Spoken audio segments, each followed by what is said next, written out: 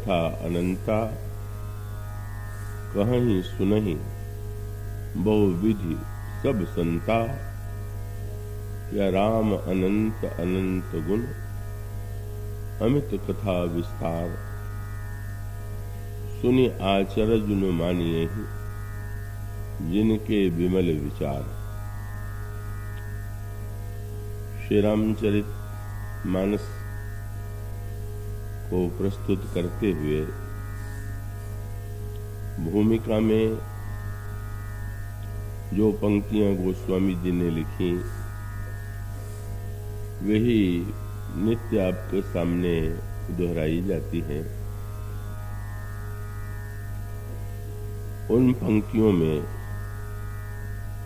गोस्वामी जी कुछ बातों पर विशेष बल देते हैं। एक तो उन्होंने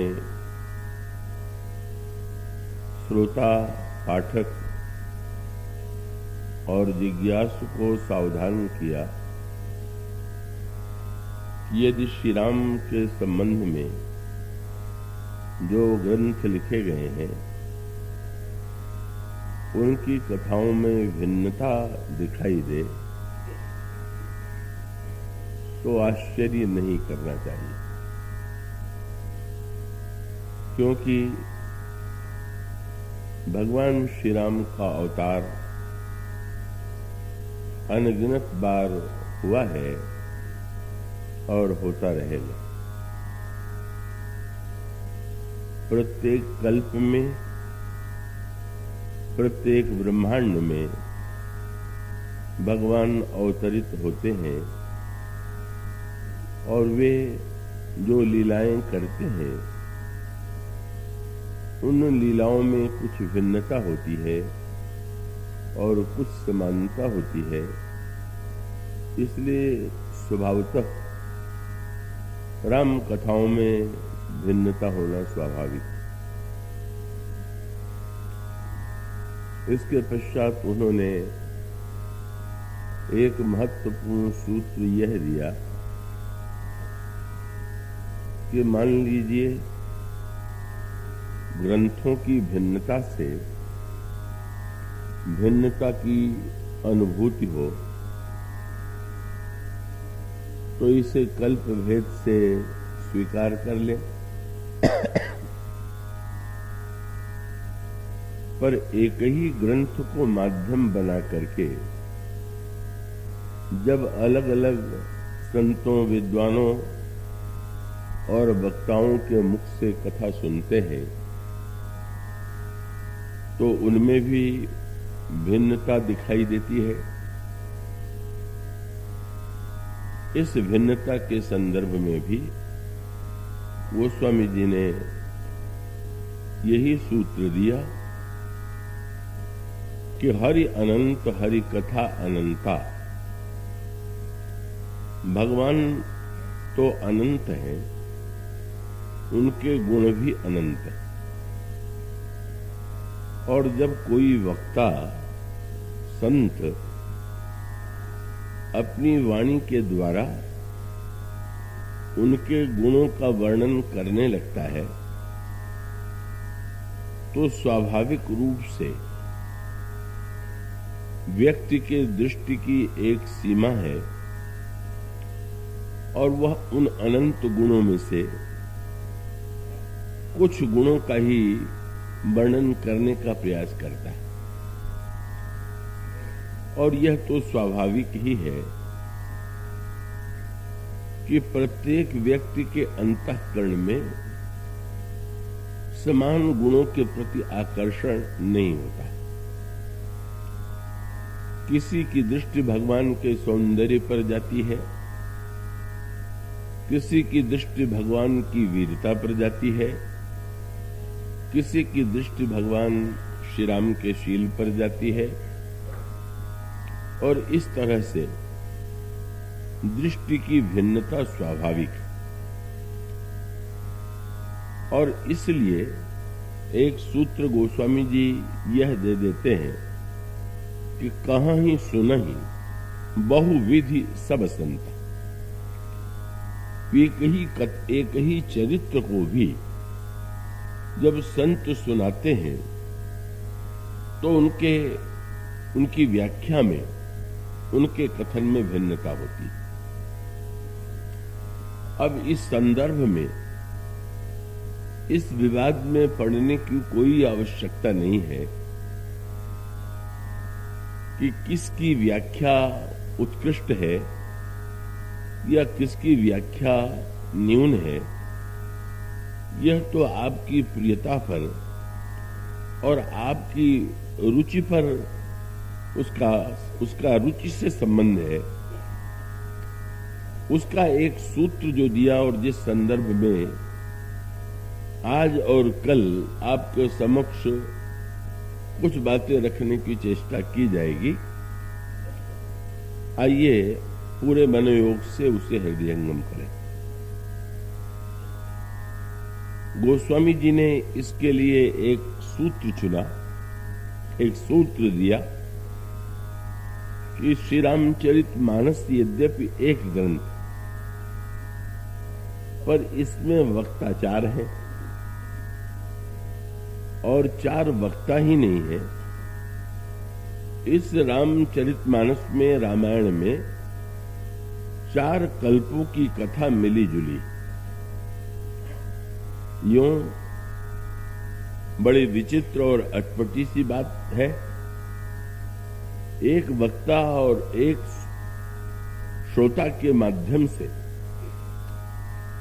यदि एक ही कल्प की कथा रखी जाती तो शायद पढ़ने वाले और समझने वाले को अधिक सुविधा होती। कि जब वह रामचरितमानस में यह पढ़ता है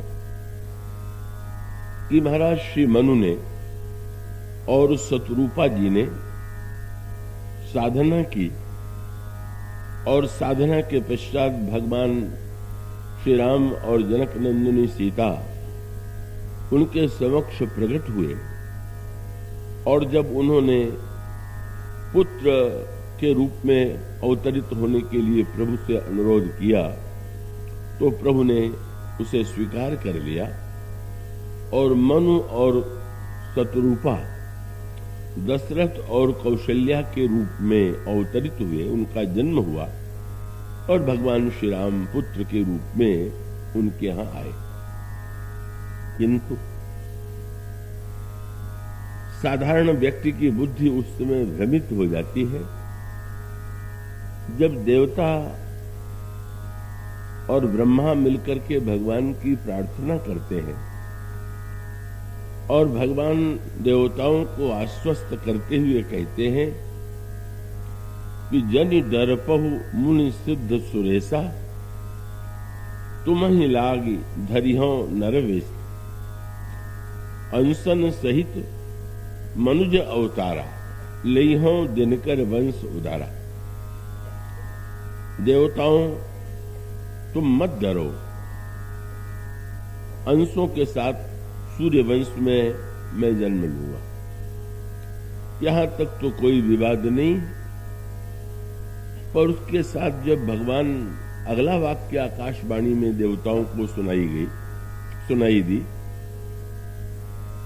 तो भगवान ने ये कहा कि कश्यप अदिति महातप कीन्हा, तिनकह मैं पूरब वर दीन्हा, तेज दशरथ कौशल्या रूपा, कौशलपुरी प्रगट नर भूपा, तिनके गृह अवतरिहं जाई, रघुकुल तिलक सुचार्यु भाई।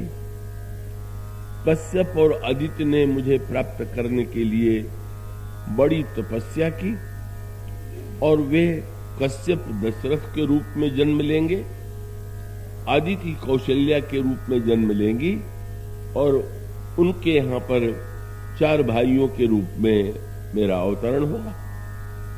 स्वभावतः जो बहुत बहिरंग दृष्टि से पढ़ने वाला है तो उसकी यह बात समझ में नहीं आती कि कहीं यह कहा जा रहा है कि मनु और शतरूपा दशरथ और कौशल्या है, कहीं कहा जा रहा है कि कश्यप और आदित्य दशरथ और कौशल्या है, और सत्यनारायण की कथा आप में से जिन लोगों ने सुनी होगी, मैं समझता हूं बहुतों ने सुनी होगी, तो उस समय उसमें वर्णन आता है राजा तुंगध्वजो नाम, ये तुंगध्वज नाम के जो राजा थे वे ही दशरथ के रूप में आए और श्री राम उनके पुत्र बने। और तब विभिन्न ग्रंथों में दशरथ और कौशल्या के रूप में भिन्न भिन्न पात्रों का नाम, और एक ही ग्रंथ में भिन्न भिन्न प्रसंगों में जब व्यक्ति भिन्न नाम को पढ़ता है तो उसे भ्रम होना स्वाभाविक है। पर यदि इन सूत्रों को व्यक्ति हृदयंगम कर ले तो ये भ्रम नहीं होगा। और वो सूत्र यही है कि प्रत्येक कल्प में और प्रत्येक ब्रह्मांड में भगवान का अवतार होता है,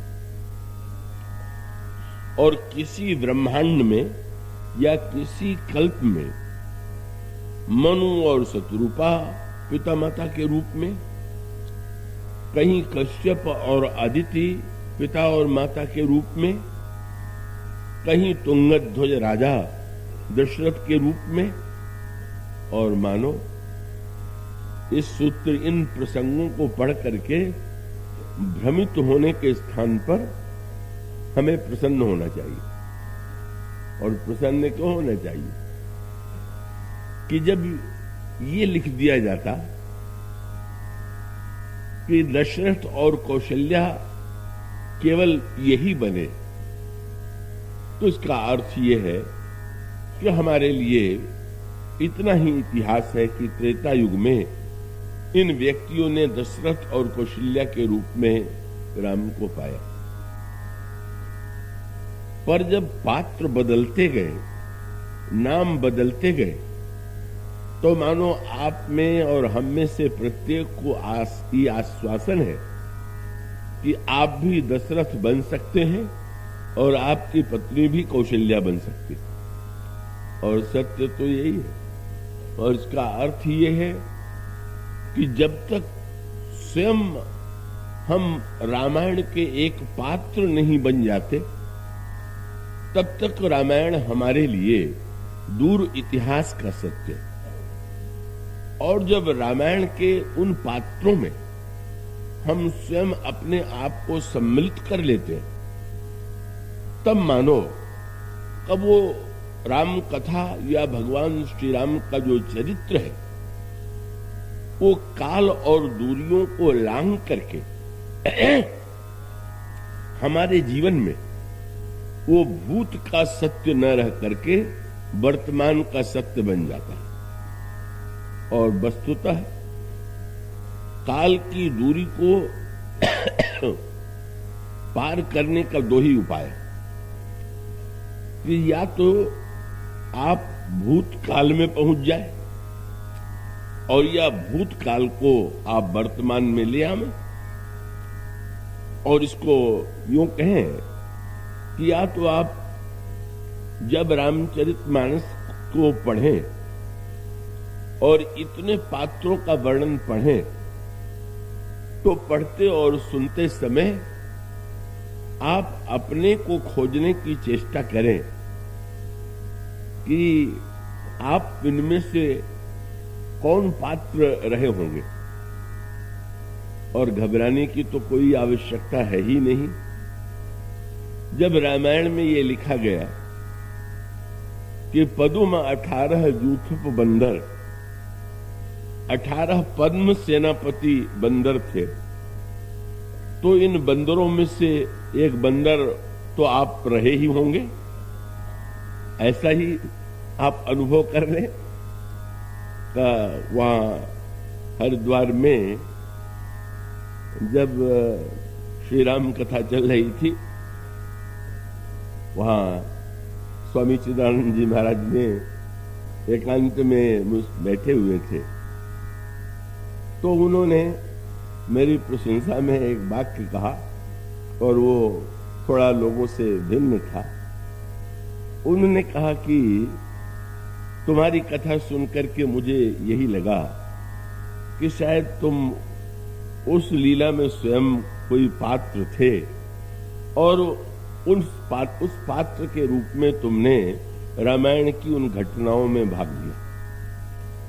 ये इस प्रशंसा को वस्तुतः मैं प्रशंसा के अर्थ में न लेकर के वास्तविकता के रूप में ही लेना चाहता हूं और मैं ये कहूंगा कि आप में से भी तो प्रत्येक व्यक्ति जो है इस विशाल जिसमें इतने अधिक संख्या में पात्र हों, आप अनुभव कीजिए कि जिस समय आप रामायण पढ़ते समय भगवान श्री राम की यात्राओं में सम्मिलित हो जाएं और स्वयं आप जनकपुर में, अयोध्या में, वन मार्ग में और भगवान श्री राम की इन यात्राओं में किसी पात्र के रूप में अपने को देखें, आपका आनंद न जाने कितना गुना बढ़ जाएगा। श्री राम किंकर प्रभु